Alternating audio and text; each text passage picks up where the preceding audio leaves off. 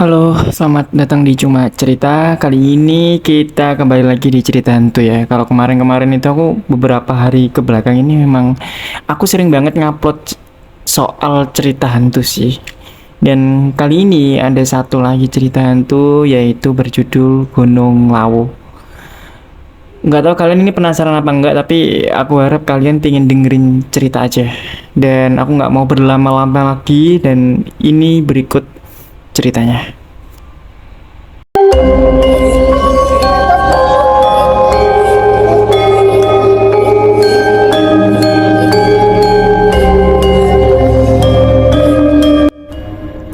Jadi, di Jawa itu tuh banyak banget gunung ya. Dan pasti kalau setiap gunung itu punya cerita serem sendiri-sendiri lah, ya kan? Nah, di gunung ini tuh sangat terkenal banget, Rek. Dari dulu banget itu sangat terkenal. Dan katanya sih banyak banget orang yang mengalami kejadian mistis gitu.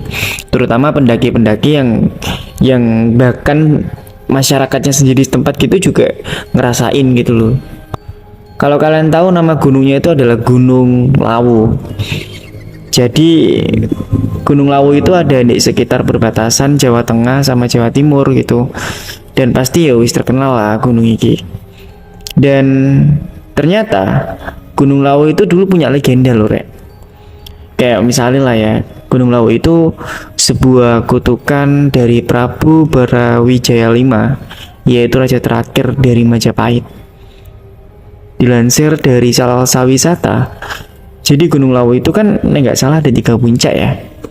Sing pertama itu Hargo Dalem, sing kedua itu Hargo Dumiling, dan sing ketiga itu Hargo Dumila.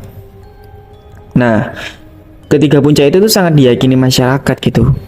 Kalau puncak itu tuh dijaga oleh 2 makhluk gaib. Sing pertama itu namanya Dipo Menggolo, sing kedua itu Wongso Menggolo. Dan kenapa kok iso ada nama ini gitu? Dari mana nama ini gitu kan? Lagi-lagi ini adalah cerita turun temurun dan belum tentu tahu kebenaran aslinya.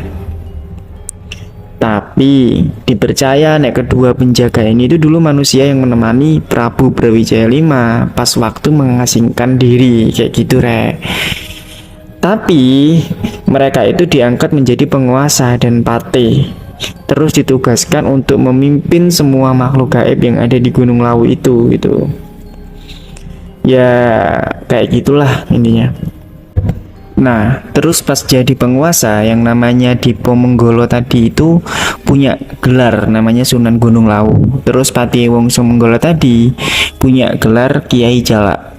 Intinya ketiga puncak itu dianggap tempat yang sakral dan sangat dihormatilah oleh masyarakat setempat dan para pendaki gitu kan. Terutama itu puncak Argo Dalam yang dimana waktu itu merupakan tempat menghilangnya Prabu Brawijaya V. Itu sih cerita turun temurun yang dipercaya banyak masyarakat lereng gunung gitu. Masyarakat Indonesia juga kayaknya banyak yang percaya. Tapi kalau dipikir-pikir sih keren banget gitu loh. Cerita-cerita kayak gitu tuh keren. Kayak sakral banget gitu. Tapi kalian juga harus tahu ternyata Gunung Lawu itu nggak cuma ada banyak legenda yang luar biasa, tapi juga cerita-cerita mistis yang sangat kental banget itu ada gitu. Apa ya gurung cerita yang merinding, Rek.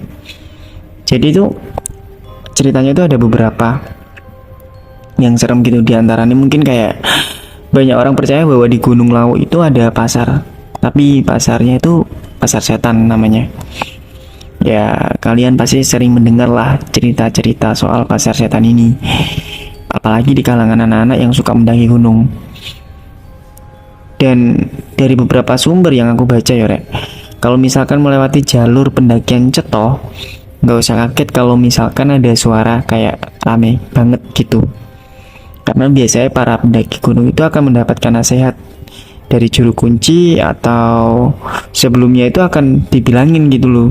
Kalau misalkan nanti ketemu sama penjual terus dikasih sesuatu atau ditawarin sesuatu, nggak langsung diterima gitu. Karena biasanya penjual-penjual tersebut itu bukan manusia, tapi makhluk lain penunggu atau penghuni pasar setan tersebut.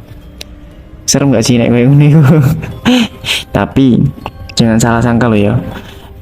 Nek misalkan ono sing dodolan aja langsung dikira setan gitu, karena di atas itu emang ono sing jualan, namanya warung Mbok Yem. Beliau itu adalah orang yang jualan di atas gunung. Nah, berikut itu ada kepercayaan juga kalau misalkan jumlah pendaki jangan sampai ada yang ganjil. Yang ditakutkan itu nantinya kalau misalkan ganjil itu digenepin gitu sama makhluk lain kayak gitu. Atau mungkin ada juga kepercayaan lain kalau misalkan ganjil nanti salah satunya hilang kayak gitu sih. Ya terlepas dari percaya atau enggaknya ya. Terus ada lagi mitos selendang derajat namanya. Jadi itu di atas Gunung Lawu itu ada sumber mata air, dimana masyarakat percaya kalau misalkan minum air itu akan awet muda.